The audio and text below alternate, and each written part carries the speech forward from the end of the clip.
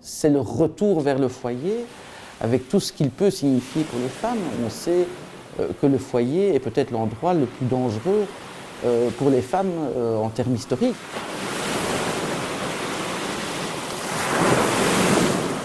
Si tu n'as pas ta contraception qui est bien prise en charge dans une situation de violence intrafamiliale où les rapports sexuels ne sont pas négociables, et tu ne peux pas dire ben non en fait, ou tu mets une capote, ben non je ne veux pas mettre une capote. En fait, l'INAMI a décidé que toutes les consultations non urgentes ne pouvaient pas avoir lieu, et donc le problème a été que dans certains hôpitaux, on a considéré que la contraception, ce n'était pas une urgence. Beaucoup de femmes ont attendu en disant c'est pas grave, je peux attendre 15 jours.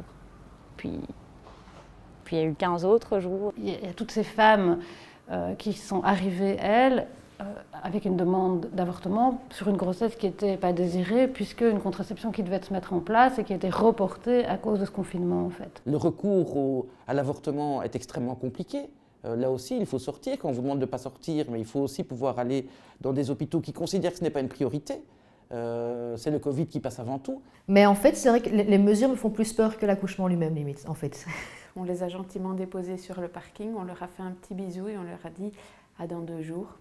Tu me présenteras notre enfant à ce moment-là. Donc, On en rigolera peut-être plus tard, j'en sais rien. En tout cas, là, je suis en train d'écrire son petit journal de grossesse et je l'ai commencé en lui disant tout a commencé avec un monsieur qui a mangé un pangolin.